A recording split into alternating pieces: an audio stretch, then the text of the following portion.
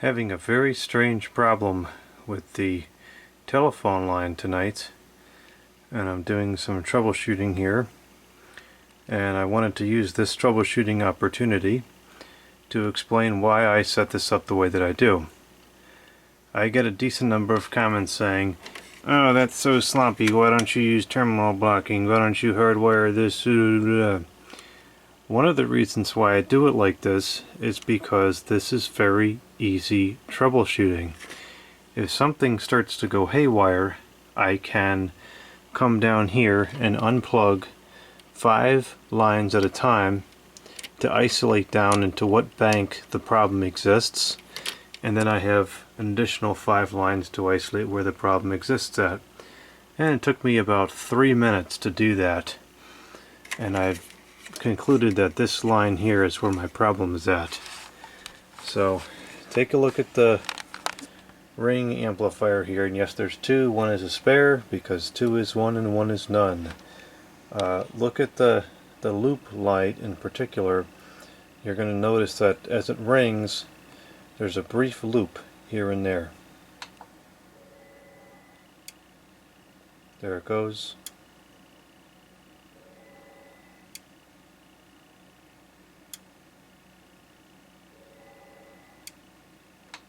So that should not be happening. The loop light indicates that a telephone has seized the line, and there should be no telephones seizing the line with an active ring cycle that's continuing. The ring cycle should stop if a telephone properly seizes the line. So now we're going to go upstairs and take a look at this telephone. The telephone that's connected to that is a Uniden DECT-1588, I believe is the number. It's the corded base unit for that system. And I don't know why this is continuing to ring here. This should have stopped. I want it to stop so it makes a new cycle. One of the other things I like about this X-Links adapter here is that it has a ring function, which is totally useless, I would think, to the average consumer, but it's great for troubleshooting. Trying to plug things in one-handed is also great for troubleshooting. Very fast and effective. Okay, so I'm going to ring this again, and let's go listen to what's going on. You might hear there's a problem. Hear that extra beep?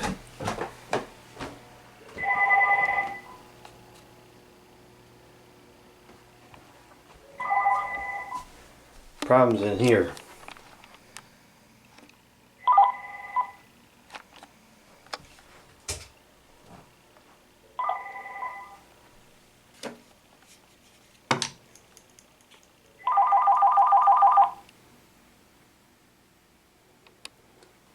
Let's see if the problem is solved. And if it is, I'll explain what happened. Very interesting failure.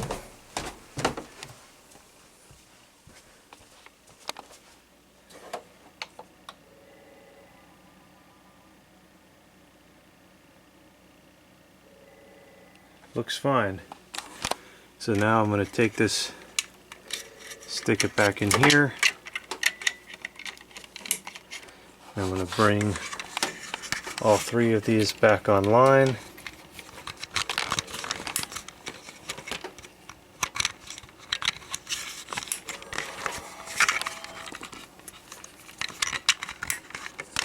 Okay.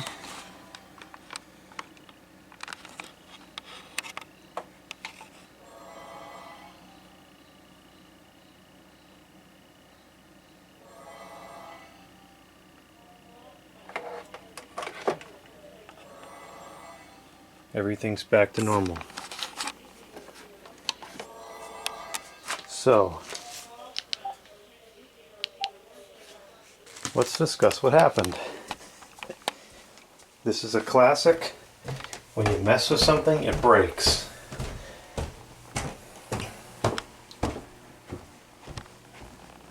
Absolute classic. So, this telephone here in the bathroom, I unplugged it today. and then I plugged it back in and it broke. So these, there's a capacitor in here which is known to go bad. So this is repairable, and I know what the problem is. But ultimately this charger is spoiled, and what was happening was you would see the charge light go out, I think because the capacitor failed to provide enough power, which would cause the phone to answer from the auto talk, and then it would seize the line for a brief second, and then I guess the phone would release the line again because the handset dropped out. I don't know exactly what it's doing, but that's the problem. So I suspect if we turn this, if we turn it off auto talk, and then we go ring it again, we might be able to see what's going on with the charger better without this interruption.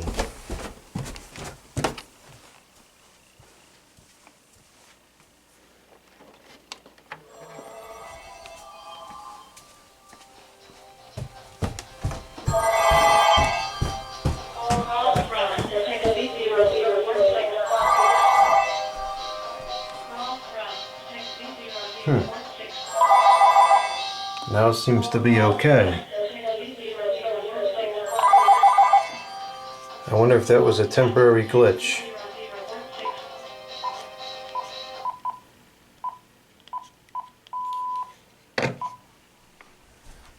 Might have been a temporary glitch.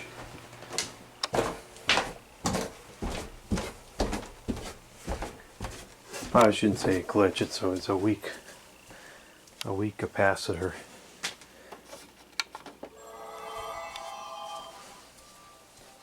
See if it'll do it again.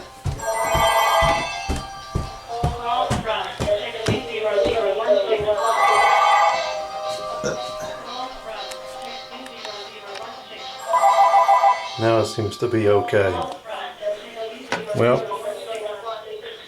what I'm going to do for now is I'm going to turn the auto talk off on this one, just in case that problem returns. But you saw in the video here, the charge light was going out. So my suspicion is that when the lights came on and it rang, the power draw must have gone up just enough to cause the charger to go haywire, and then the phone think that it got picked up, and then partially connect to the base to answer the call, but then not. I don't know, so some kind of really erratic behavior I've never seen out of this set before, but I'm almost completely certain that it's just an issue with this power supply.